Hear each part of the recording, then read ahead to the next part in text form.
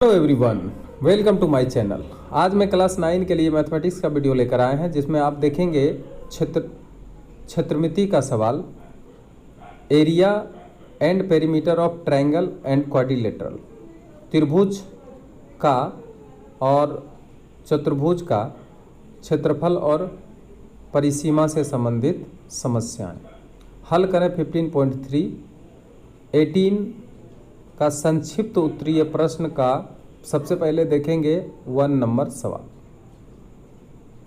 1 number सवाल में क्या कहा वो देखिए कि ABCD एक समानांतर चतुर्भुज है जिसका क्षेत्रफल 96 वर्ग सेंटीमीटर है और BD विकर्ण की लंबाई 12 सेंटीमीटर है। तो A बिंदु से BD विकर्ण पर खींचे गए लंब की लंबाई कितनी होगी। तो ये देखिए, जब तक फिगर नहीं बनाएंगे समझ में नहीं आएगा। तो सबसे पहले फिगर बनाते हैं। ABCD एक समांतर चतुर्भुज बना लेते हैं। ये समानांतर चतुर्भुज है, ठीक है। ABCD समांतर चतुर्भुज बना लिया। इसका क्षेत्रफल 96 वर्ग सेंटीमीटर है और BD विकर्ण की लंबाई दे दी है। BD विकर्ण मिला देते हैं। ये BD विकर्ण का लंबाई कितना दे दिया है, तो इतना दे दिया है इसका 12 सेंटीमीटर। लिख देते हैं 12 सेंटीमीटर। A बिंदु से BD विकर्ण पर खींचा गया लंब, A बिंदु से BD विकर्ण पर लंब खींच दिए। मान लिया जाए कि ये AE एक विकर्ण के मतलब लंब खींचा है विकर्ण के ऊपर, 90 डिग्री का कोण बना, ठीक है। अब इसका लंबाई पूछा जा रहा, तो इसका लंबाई हम लोग निकालेंगे कैसे। विकर्ण का एक लंबाई दिया और एरिया दिया है, ठीक है। तो इससे हमें क्या निकल कर आएगा, तो सबसे पहले समांतर चतुर्भुज का क्षेत्रफल 96 वर्ग मीटर दिया हुआ है इसका एरिया, और इसका विकर्ण BD है। तो हम जानते हैं कि समानांतर चतुर्भुज का विकर्ण उसे क्या करता है, दो सर्वांगसम त्रिभुज में विभक्त करता है, हम जानते हैं। यहाँ पे देखिए सॉल्यूशन में हम ये देखेंगे कि ABCD एक समानांतर चतुर्भुज है जिसका विकर्ण क्या है, जिसका विकर्ण बराबर BD बराबर 12 सेंटीमीटर, ठीक है। हम जानते हैं कि समानांतर चतुर्भुज का विकर्ण उसे दो समानांतर दो सर्वांगसम, समानांतर नहीं, दो सर्वांगसम, सर्वांगसम मतलब दोनों का एरिया बराबर हो, सर्वांगसम त्रिभुज में विभक्त कर देता है।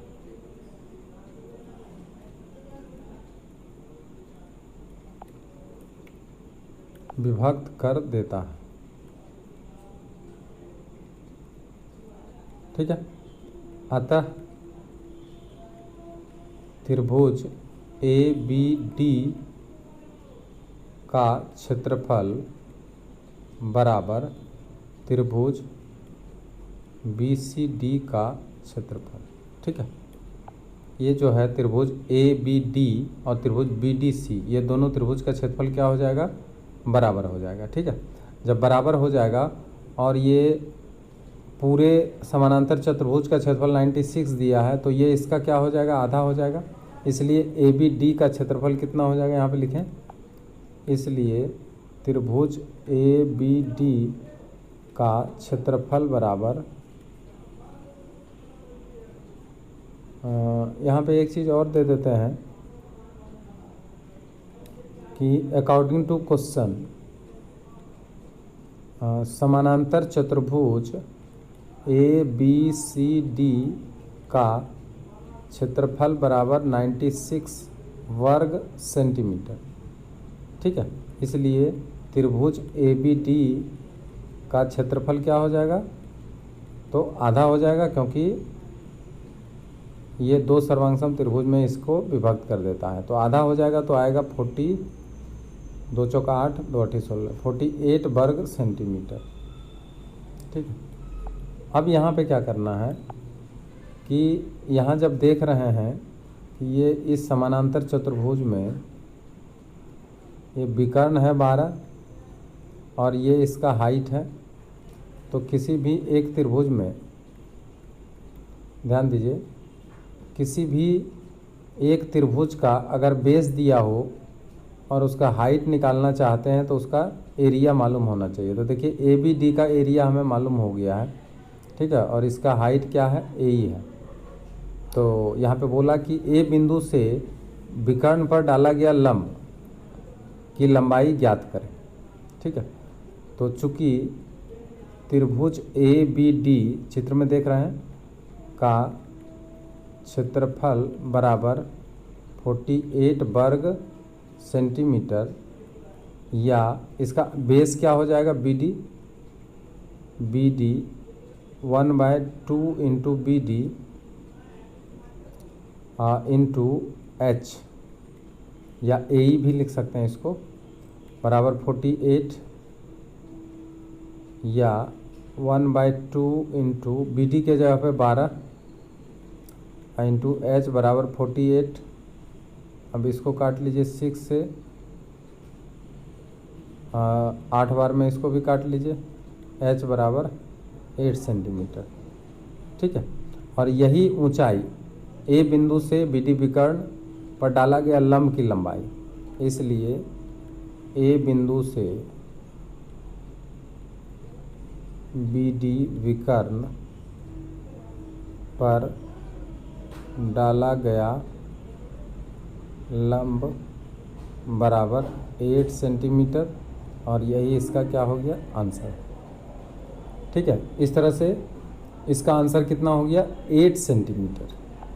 क्लियर। अब देखिए सवाल नंबर 2, 18 का सवाल नंबर 2। एक समानांतर चतुर्भुज के आसन्न भुजाओं की लंबाई 5 सेंटीमीटर और 3 सेंटीमीटर है।